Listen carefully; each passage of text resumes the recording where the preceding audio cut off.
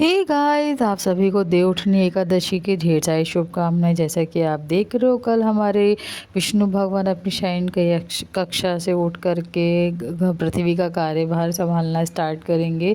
और जैसा कि आप देख रहे हो, आजकल बहुत दिनों से हमारे सारे फेस्टिवल एंड काम्स भी रुके हुए थे। तो कल से क्या होगा, जब से भगवान जी उठ जाएंगे यानी देवउठनी एकादशी हम मना लेंगे, उस दिन से हमारे सारे शुभ मंगलिक कार्य स्टार्ट हो जाएंगे। इधर 4 महीने से नहीं हो रहे थे, अब होएंगे।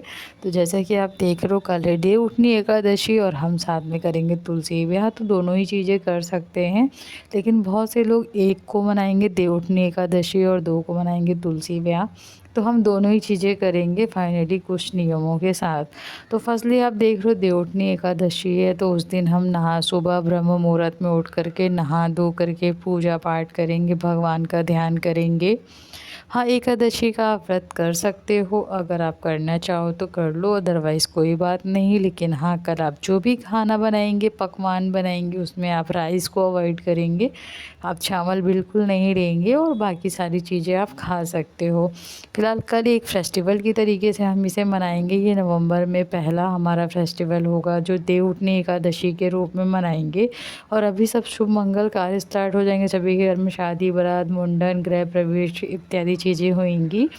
तो इस तरीके से हम मनाएंगे देवउठनी एकादशी। तो चलो फाइनली हम कल सेलिब्रेट करेंगे देवउठनी एकादशी। तो मॉर्निंग में ब्रह्म मुहूर्त में उठ करके नहा धो करके पूजा पाठ करेंगे। हम होल डे भगवान का नाम जप करेंगे और अच्छी अच्छी चीज़ें बनाएंगे, खाएंगे एंड भगवान की विशेष लेंगे। देन आफ्टर फिर हम 2 को बनाएंगे तुलसी विवाह। तुलसी विवाह के लिए वैसे आप एक की शाम को भी मना सकते हो तुलसी विवाह, लेकिन बहुत से लोग 2 को ही मनाएंगे क्योंकि हमारे यहाँ सूर्यदेव के साथ ही सारी चीज़ें मनाई जाती हैं।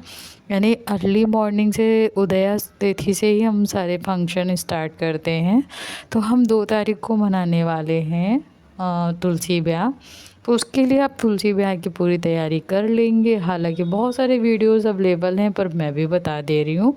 फर्स्टली आपको सुबह ही ब्रह्म मुहूर्त में उठ के नहाना धोना है एंड देन आफ्टर तुलसी माँ की सेवा श्रृंगार करनी है, बहुत साफ़ सफाई करनी है, मतलब घर को पूरा साफ़ स्वच्छ करना है एंड देन श्रद्धा भाव रखनी है एंड देन तुलसी के आसपास आपको बिल्कुल साफ़ सफाई करनी है, सुंदर करना है, स्वच्छ करना है। साथ ही एक तरफ आपको शालिग्राम रखने हैं, सेकंड तरफ तुलसी माँ रखनी है। फिर इन लोगों को अच्छे से वस्त्र पहनाने हैं, फूल मालाएँ पहनानी हैं, गंगा जल से उन्हें शुद्ध करना है। और देन आफ्टर आप तुलसी माँ को रेड चुन्नी चढ़ाइएगा, सुहाग का सारा सामान चढ़ाइएगा, भोग प्रसाद रखिएगा और दान दक्षिणा रखिएगा। और देन आफ्टर शालिग्राम जी को रखिएगा। अगर आपके पास शालिग्राम जी नहीं है तो आप कृष्ण जी को ही शालिग्राम के रूप में रख करके तुलसी माँ और कृष्ण भगवान का या शालिग्राम जी का आप विवाह करवा सकते हैं। विवाह भी आपको करवाना चाहिए क्योंकि कहते हैं तुलसी ब्याह के जो चीज़ें होती हैं, आप विवाह अगर कराते हो तो एक कन्यादान का वो रूप होता है और आपके सारे कष्ट दूर होते हैं। तो फाइनली करना चाहिए। और जो भी इसमें दान दक्षिणा निकलती है वो किसी पंडित को या पुरोहित को या फिर किसी भी ऐसे इंसान को आप दान कर दीजिए जो लेने के बाद अपने आप को सौभाग्यपूर्ण समझे। फिलहाल तुलसी माँ को सौभाग्य का सारी चीज़ें आपको देनी है, सुहाग की सारी चीज़ें तुलसी माँ को चढ़ानी है। फिर आप उसे खुद भी वेयर कर सकते हो या दान भी दे सकते हो। तो सुबह ब्रह्म मुहूर्त में उठना है, नहाना धोना है, पूरे घर को डिक्योर करना है, साफ़ सफाई करनी है, पूजा पाठ करनी है और फिर तुलसी माँ के पास आकर के उनको रेड वस्त्र पहनाने हैं। आप वो साड़ी भी ले सकते हो, चुन्नी भी ले सकते हो या फिर जो भी अपने अकॉर्डिंग आप कर सकते हो वो कर लो। और देन आफ्टर फिर शालिग्राम जी को भी आप येलो वस्त्र या येलो दुपट्टा या येलो चुन्नी उड़ा दो एंड देन दोनों को मौली मौली यानी आपको मौली डाल देनी है, यानी आपको कलावा डालना है। और कलावे के साथ में भगवान जी की चुंडी और माता जी की चुंडी को जोड़ना है और गठबंधन कर देना है। इस तरीके से आपको उनका विवाह करना है। अच्छा, विवाह करेंगे तो मंडप बनता है। मंडप बनाने के लिए आप गन्ने का यूज़ करेंगे। आप 4 गन्ने ले आइए, उसको जोड़ के बना लीजिए, या 2 गन्ने ले आइए, उसको जोड़ के बना लीजिए। 4 चार ऐसे बनाना है ना कि चारों की तरफ की कोना आप ले लो और वो उस तरीके से मंडप बन जाएगा, उसे डेकोर कर लो और उसकी पूजा पाठ कर लो। देन आप विवाह निपटाओ, मतलब विवाह कर लो। और विवाह करने के बाद आपको तुलसी पे 11 दिए जलाने हैं।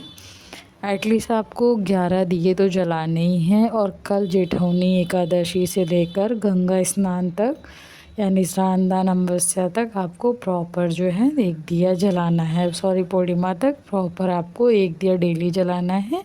लेकिन कल आप 11, एटलीस्ट 11 दिए तो ज़रूर जलाएंगे। कल 11 जलाएंगे एंड परसों भी इसी तरीके से आपको जलाना है। घर रोशन करना है, एकदम देव दीपावली की तरह आपको मनाना है।